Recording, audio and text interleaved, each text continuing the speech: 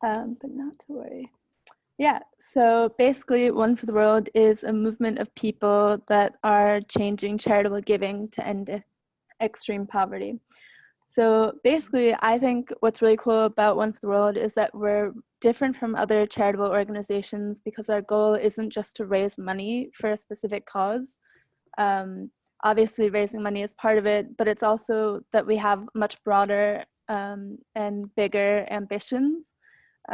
So we also want to change kind of how people think about and conceptualize charitable giving in general. For example, people often donate to charity as a reaction when something horrible happens, like a natural disaster or lots of protesting in a country. But basically as a reaction when something horrible has already happened, instead of donating for prevention or donating on a much more consistent basis. So basically, charity is often also viewed as kind of a supererogatory act, meaning that it's something that's really, really nice to do and you're seen as a really good person if you do it, but it's not seen as something that's necessary or that we should kind of be obligated to do a little bit as people living in affluent countries.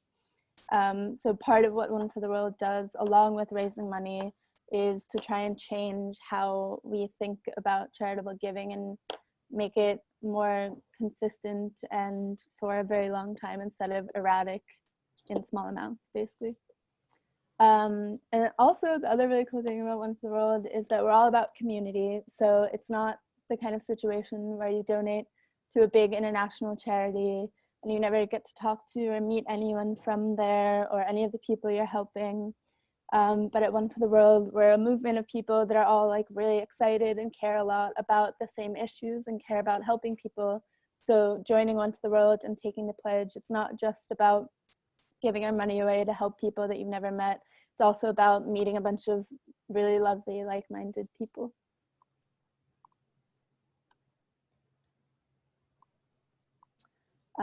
Yeah, so the other really cool thing about One for the World is that it's expanding really quickly.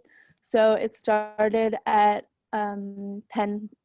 University of Pennsylvania in 2014, and now there's over 60 chapters around the world, mostly in the US, but then there are also some in Canada, Australia, and we are one of 4 chapters in the UK, which is pretty exciting, and the first in Scotland, so that's pretty cool. I also think another important thing to point out is that there's obviously a reason why intelligent students that are really smart that go to all these really good rigorous schools are all taking on this initiative, and that's because it works and it's really enticing and compelling and something to get excited about. So there's a reason why all of these people who are probably some of the smartest young people in the country and in the world that are going to these universities are all taking a lot of interest in this movement.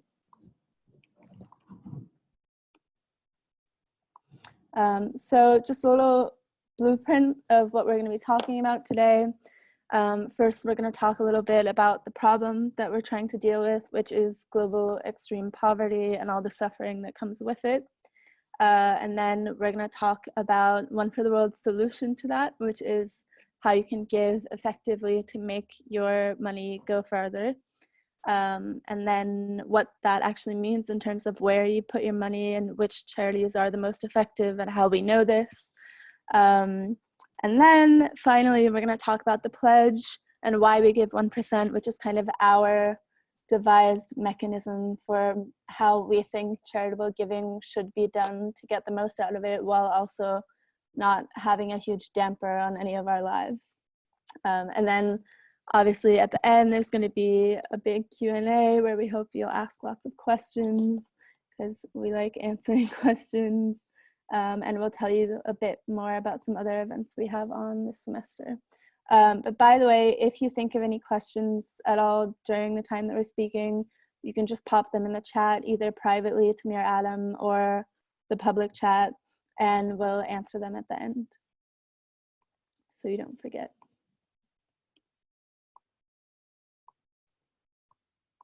Okay, so basically the problem is that 589 million people around the world are living on less than £1.44 per day. That's really not a lot of money to live off of, especially when you're trying to support and feed a family of 2 or 3 or 4 people.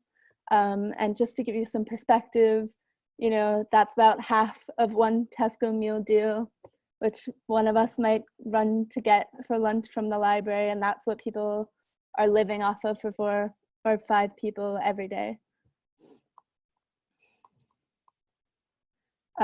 So around the world, there are 385 million children living in extreme poverty.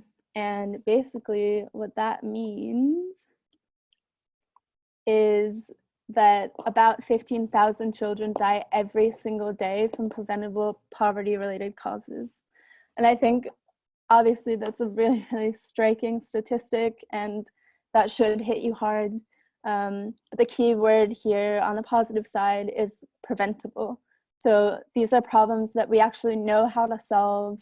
It's pretty easy to do so, and it's not super expensive, or you know, there's a problem and we don't have the cure for it, like cancer, for example. And we are actually in a remarkably good position to help these people and to do good. So for example, malaria can be like so easily prevented from something as simple as sleeping under a bed net. And that's all it takes to protect someone from malaria for 2 to 3 years. And it's not, you know, super expensive or hard to come by. It's just that people in these areas who need it the most don't have the money to pay for it. So basically what One for the World does, well, we do a couple of things.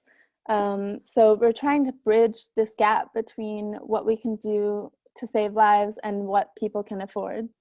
So firstly, we educate people and kind of establish these conversations about how to give effectively and try to change a bit how our society thinks about charitable giving. And then basically we try and help you find what are the most effective charities in the world. So obviously we're students, we have basically a full-time job. We don't have time to be doing all this research to find these charities by ourselves. So that's another thing that's really great about One for the World, is that we do that for you. And then we offer a really simple and easy and flexible donation platform that makes consistent giving super easy for you, and something that you can kind of fill out the form once and never think about it again if you don't want to. But it's also super easy to change the amount, cancel it, whatever you want at any time. And basically the idea is that if we do all these things, we can end extreme poverty and prevent just so much unnecessary suffering that doesn't have to happen. Right. So obviously giving is good, and you know, everyone wants to prevent suffering. Nobody likes poverty, because hopefully none of us here are evil goblins. But sometimes it's hard to know how to help, and not all giving is actually equal. So we can do a lot more good by giving effectively to the right places. So basically our intuition about doing good will often kind of fail us a little bit. So we need to take a rigorous approach to altruistic intervention, the same way we do when we would like buy a new car or a new phone, right? So if you're going to buy a new phone or something expensive like that, you are not just going to buy the first one that you see or the first one that someone tells you about. You're actually going to take the time to research and read reviews that people have said about all these different phones, or this car versus that car. And you're going to take the time to do the research about, you know, maybe how bad this car is for the environment versus that car. And you're not just going to buy the first one you see, because that would be pretty irrational and ridiculous. So what we're trying to say is that we should kind of take that same approach to giving to charity. And instead of just giving to any charity that someone tells you about or that you've heard of, or just because you like the cause, like there should be a much more rigorous and rational method that you go through to choose where you give. So we're going to play a little bit of a game now just to illustrate this point. So I'm going to ask this question, and you can see all the options here. So if you'd like to raise your hand when I say the option that you think is right. And basically, if you're not sure which option is right, you have no idea, you have no intuition, that makes a lot of sense because we actually haven't told you really anything about any of these methods, but just for the sake of the point, let's go ahead and try it. So raise your hand if you think that, okay, so basically if you were trying to improve student attendance in a developing country, let's say you work for a nonprofit and this is the goal of the nonprofit, is to get more students to go to school more often. Which of these methods would you try and do? So which one do you think would be the most effective? So if you think it's number one, giving cash incentives for attending school, so that means basically paying kids' parents to get them to go to school. And then that's conditional on whether or not they go, then raise your hand. Okay. So if you think it's number two, which is subsidizing uniforms, paying for the uniforms, which cuts some of the cost back, then raise your hand. Okay. So if you think it's number three, which is providing merit scholarships to individual students to help them pay for it so they can attend school, raise your hand. If you think it's number four, which is providing free school meals, which sounds like a good option because, you know, one less meal in the day that the parents have to deal with and pay for, then raise your hand. And if you think it's number five, which is providing deworming treatments to local young people, then raise your hand. Okay.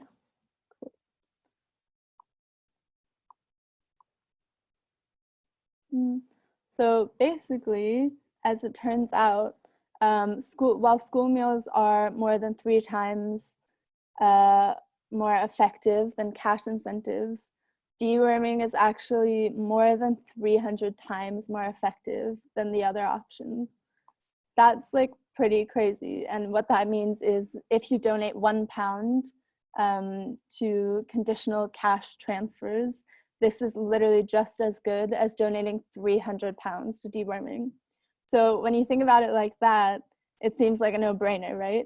And the interesting thing about this case is that probably deworming isn't the most obvious choice that people would think of because there's not really a direct connection between getting kids to go to school and deworming them.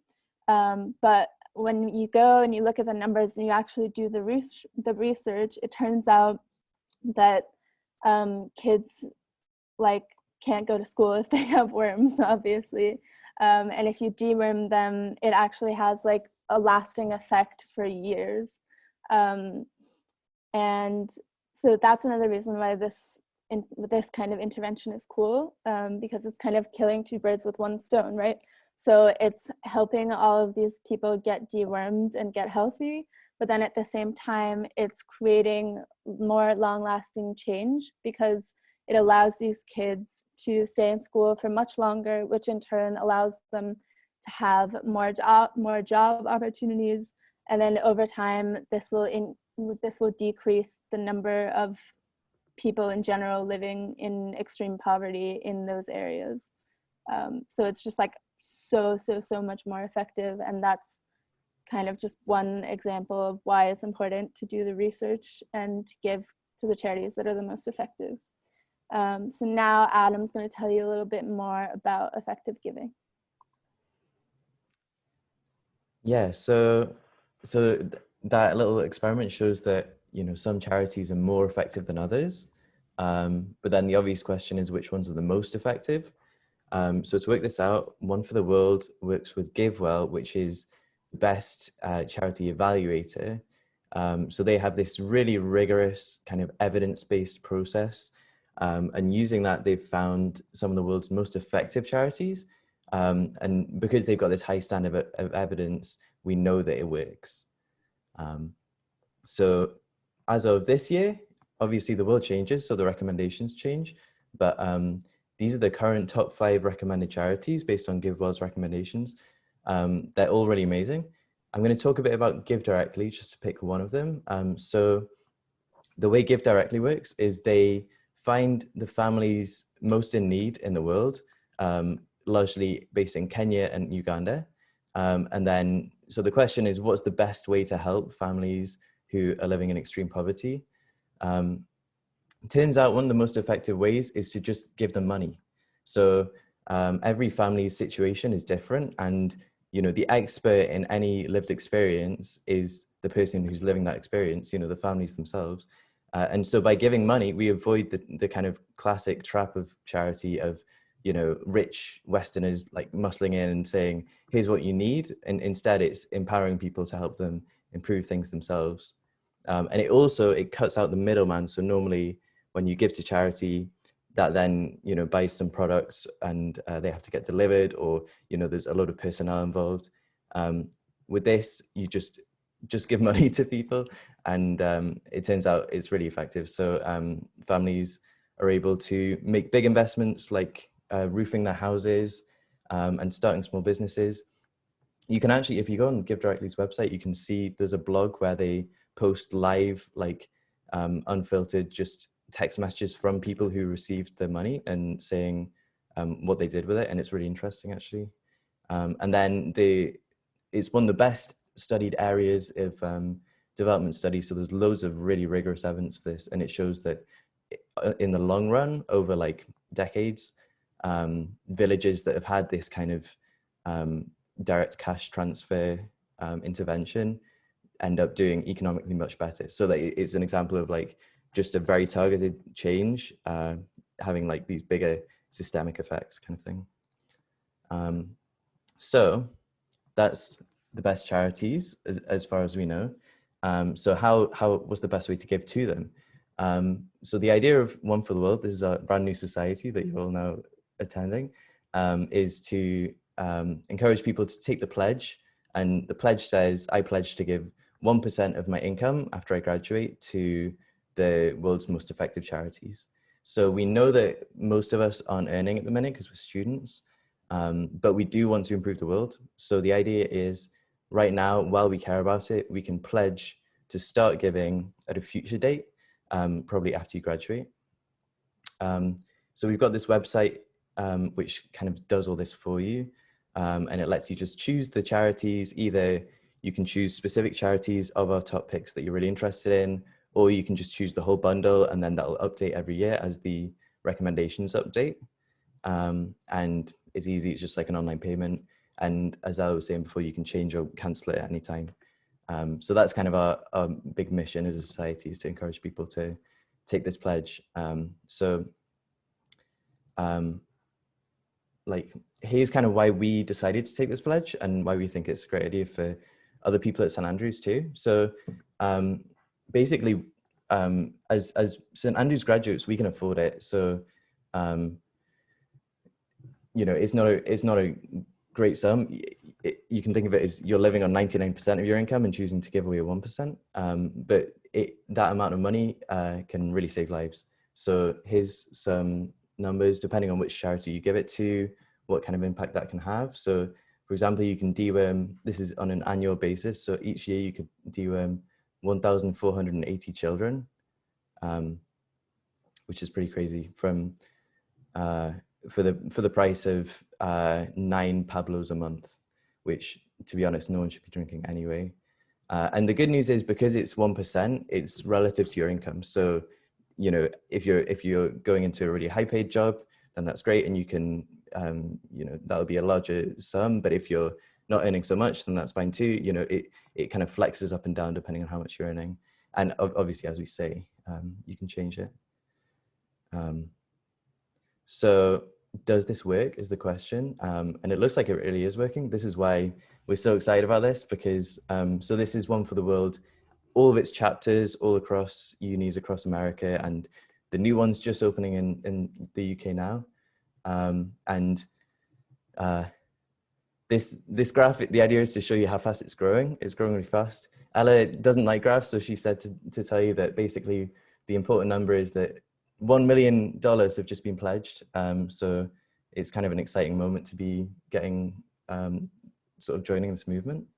And so obviously St. Andrews, we've just started. And just over the summer, we've sort of just built our committee. This is the first event of the society, but we've already raised over £7,000 in pledges already, and that's going to be each year. So we're really excited about the kind of potential going forwards. And what that looks like for the actual charities, you know, to put it into context, you know, for example, each year we're protecting 757 people from malaria with those bed nets that Ella was talking about before.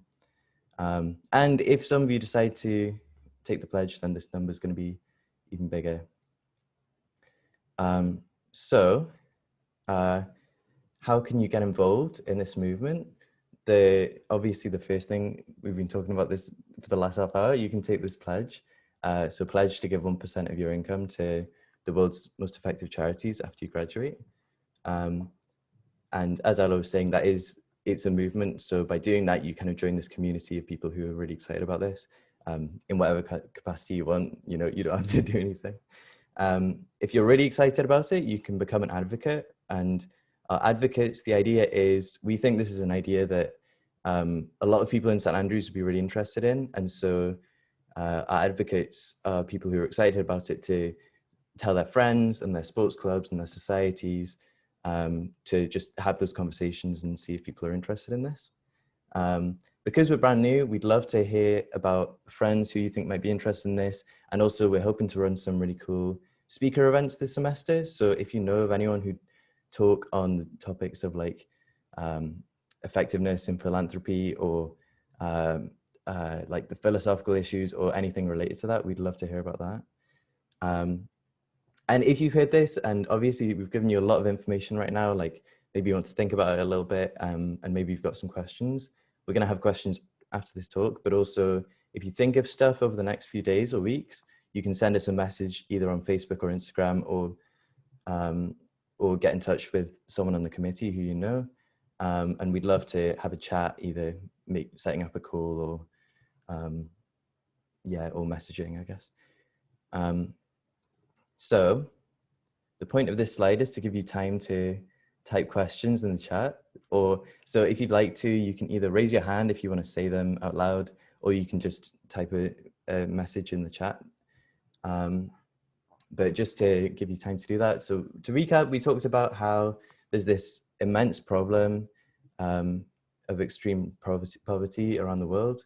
But the good news is there's a solution, and it's like an optimal solution in that it's about giving as effectively as we're able to. And then we talked about the most effective charities as recommended by GiveWell, who have this really strong evidence-based process. And we talked about some of the charities that are currently recommended. And then we talked about the pledge itself, which is pledging to give 1% of your income to these most effective charities, and kind of how that works. So if you have any questions about any part of this, we'd love to hear about that. And also, I have this here. I'm going to paste this into the chat. So you probably saw in the stuff we were advertising this on Facebook and stuff. We're going to donate. This is an unusual thing for societies to do. We're going to donate £5 to our top charities for every person that comes to this event.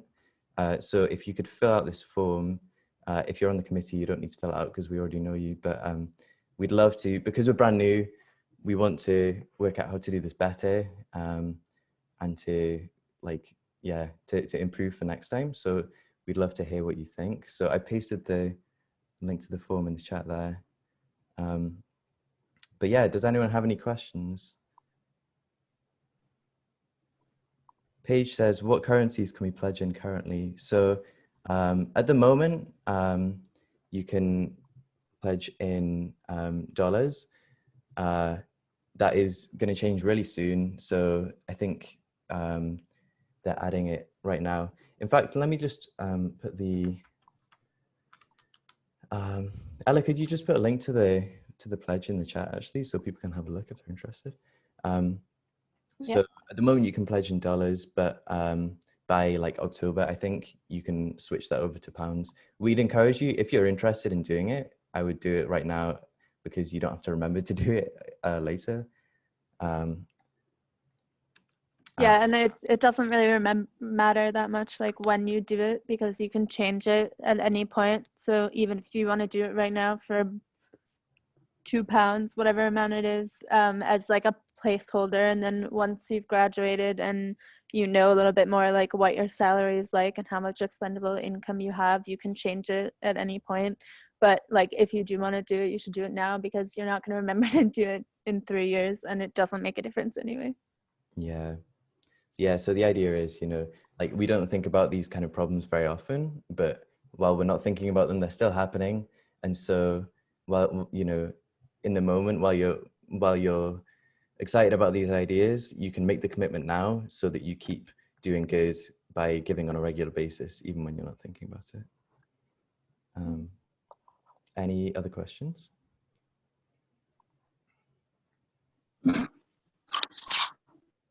Is the presentation online? We can send you a link to this. Do you mean the slides? Yeah, I can put a link to the slides in the Facebook event, so you can all have a look at that later. So we have a couple of kind of anticipated questions that maybe you guys were wondering about, but you didn't realize you were until now, or you didn't know how to phrase it, or you just didn't want to. So basically, one of the questions that we get a lot is like, what if there are other charities that I care about that I want to donate to? Because obviously with One for the World, you only donate to the charities that One for the World vets and chooses. So the answer to this is that you don't only have to donate to One for the World, and because it is such a small amount of your income, it's only 1%, you're not really gonna miss it or notice it. You should have enough money to also donate to these other organizations that you care about, like maybe something that's personal to you. If you or someone you know had breast cancer and you want to give some money to a breast cancer foundation, or there's a local charity in the community where you grew up in that's struggling right now and you want to donate to them, you absolutely can as well, and we would encourage that. But the reason that One for the World is so good is that these are charities that are super well vetted, and they're backed up by data that we have, and so you can kind of take a portfolio approach and donate to a couple of different charities, and some of them you may not know if it's going to work, or the data about it might not be available. So at least when you have this 1% that's always going to One for the World, you know that that's doing a ton of good and that you're saving lives no matter where else you put your money. And also the average American household donates approximately 2.6% of their income every year to charity. So you definitely have at least 1.6% left to donate elsewhere, although I'm not sure you want to be the average American household, hopefully more, but yeah. I think one way to think about it is, like, we give to charity for different reasons, and some of those reasons might be personal, like you want to support your friend who's running a marathon or something, but one of the reasons might be you want to make as much change in the world and improve the world as much as possible. So, like, for that reason, like, proportional to the amount that you believe in that reason, you should give to the most effective charities, if that makes sense. Bit of a philosophical point there for you, but if you have any other questions, just drop them in the chat. One other thing we thought people might ask about is why not address the root causes of poverty, which I think is really interesting, because we're talking about donating to prevent issues. Oftentimes it's cheaper to prevent than to cure problems, so why not address the root causes? And I think that's really interesting. So I think the way I would respond to that is to say, like, you know, these are targeted interventions, but they do have root cause effects. So, for example, a study recently came out, a really important study. So like 20 years ago, the first studies about deworming were done. And the results were really amazing about this school attendance increase. And it was like, it seemed to be just by far the most effective way to improve school attendance. And just, I think a month or so ago, the original authors did a follow-up study that said, okay, so let's look at those people who originally received the deworming treatment 20 years ago. Where are they now? And the results are really impressive in terms of the long-term effects on the you know, you can think of it as like a systemic change of like, how do these communities operate and stuff. The communities that receive the deworming intervention are doing in general much better. You can look at their paper for the full details, but it's really interesting. So in a way, these, you know, improving health, which is what most of these charities are doing, you know, health and direct economic change through direct cash transfers, those are the root causes of poverty in many cases. And by taking away those really big thorny problems from people's lives, it empowers them to make change and improve their own situations in lots of other ways.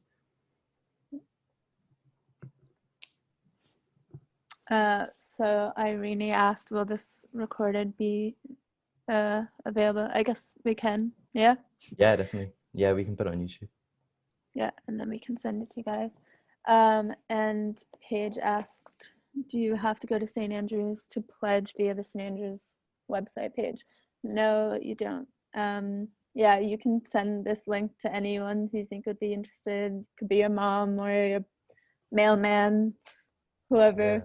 Yeah. All that it means if you do it via the St. Andrews link is basically that like our chapter gets credit for getting that pledge. So it's good for us, it's good for you, it's good for people living in extreme poverty. It's a win-win-win. Yeah, definitely. And if this is something you're interested in, actually, I think one of the most impactful things you can do is talking to your parents about this, because, you know, they're earning and maybe they'll be at a stage in their career where they're able to give more than a new graduate would be able to. So, you know, worth a thought. Yeah. Cool. Yeah, also just one more thing to reiterate, you don't have to like start giving 1% of your income right now. So the donation platform allows you to donate, you know, 5 years in the future if you wanted, 2 years, the year you graduate, or you could start doing it right now at a smaller increment and then update it to a larger one once you have a salary coming in. It's totally like flexible and up to you. Oh, yeah. Chloe, thank you for that. Yeah, that must be an issue with the form. I think if you're getting taken to that, are you you know, the question that asks you why you're not interested, you can just put like a dot in the box or something to get past it, if that's not the case. Yep. Okay.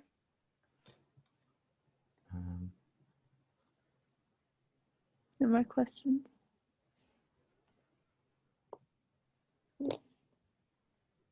Last slide. Cool, yeah. So if you could just, I'll put the link to this form again. It's a good idea to fill out because it donates £5 to charity. So if you could have a look at that, and if you have any more questions over the next few days, I would love to get your messages on the Facebook page. We'd love to talk to you about it. And so coming up, we've got we're in the process of planning our own events for the rest of the semester. We're hoping to do some social things and some more discussion-oriented things. But One for the World as a whole, all of its chapters are coming together for these big speaker events. So we've got a talk from the founder of One for the World on the 18th of September. Will MacAskill, the founder of the effective altruism movement, which One for the World is friends with, in the sense that effective altruism is about doing the most good. One for the World is about doing the most good through your charitable giving. So I think Will MacAskill will have some really interesting things to say. And then an interesting one about far future risks to ending the world from Toby Ord. And then finally, we've got Chloe Cockburn, who does research on Black Lives Matter and mass incarceration in the US, talking about how we can effectively work to stop solving that problem in November. And there'll probably be more talks announced as well through the semester. So if you want to like our Facebook page, then you can keep up to date with them. Yeah. Chloe Cochran's actually really cool. She works for an organization called Open Philanthropy, which is kind of similar to GiveWell in that they do research into like what are the most important issues right now and what are the best ways to tackle them. But then instead of like researching specific charities, they go a bit broader, and they're just researching, like, for example, if you're trying to tackle the problem of how Black people are treated in America and systemic racism, what are the best channels from which to do that? And often what they find is that giving to like small grassroots organizations in local areas that know the best what people living there need is a lot more effective than donating to like really big organizations or to the government. So yeah, you should definitely come if you want to learn more about that. Yeah, thank you all for coming. I hope it wasn't another painful Zoom call to add to the list of painful Zoom calls. And yeah, just follow our Facebook and Instagram if you want to keep up to date and learn more. Great. Right. Yeah, all right. Thanks everyone for coming. See you soon. Don't forget to fill out the form. Bye.